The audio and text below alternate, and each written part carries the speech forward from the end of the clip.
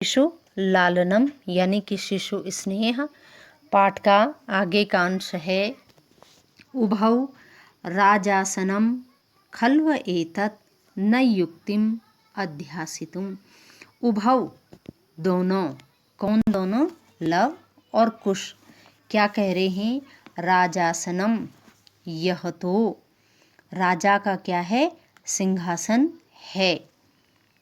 न युक्तिम अध्यासितुम, और यह हमारे बैठने के लिए उपयुक्त नहीं है। रामः, राम क्या कह रहे हैं?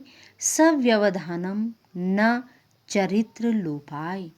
सव्यवधानम यानी कि बिना बाधा के, न चरित्र लोपाय, चरित्र लोप के लिए बाधा नहीं है।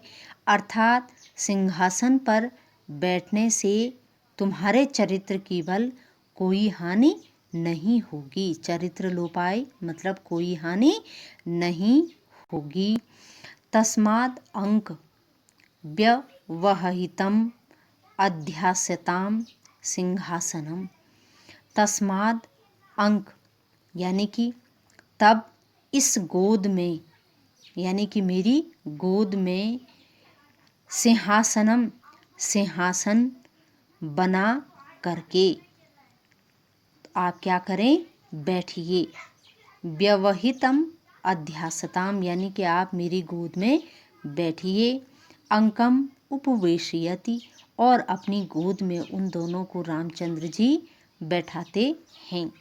उभौ दोनों, लव और कुश, अनिच्छाम नाटयतः, अनिच्छा का नाटयतः दिखावा करते हैं, यानी कि ऐसा दिखाते हैं कि जैसे उनकी इच्छा नहीं है।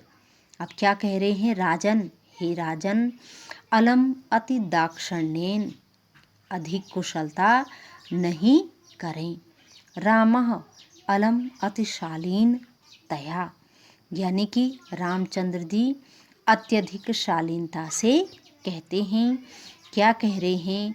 भवती शिशुजनो वयो अनुरोधात् गुणम महतामपि लालनीय एव व्रजति हिमकरो अपि बाल भावात् पशुपति मस्तक केतक कच्छ दत्वम। यानी कि क्या कह रहे हैं रामचंद्र जी?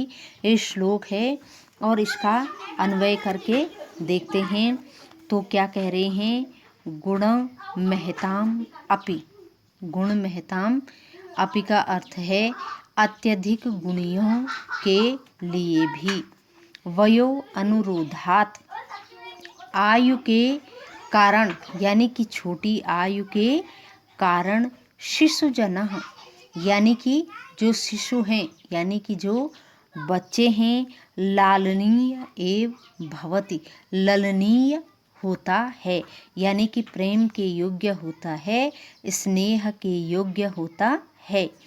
बाल भावात, बाल भाव के कारण ही, हिमकरः, हिमकर यानी कि चंद्रमा का पर्यायवाची है। चंद्रमा भी, अपि भी, पशुपति मस्तक, पशुपति के मस्तक पर, अर्थात शिव के मस्तक पर, केतकच्छ दत्वम व्रजति, पशुपति के मस्तक पर क्या है? वह आभूषण बनकर कैसे लगता है?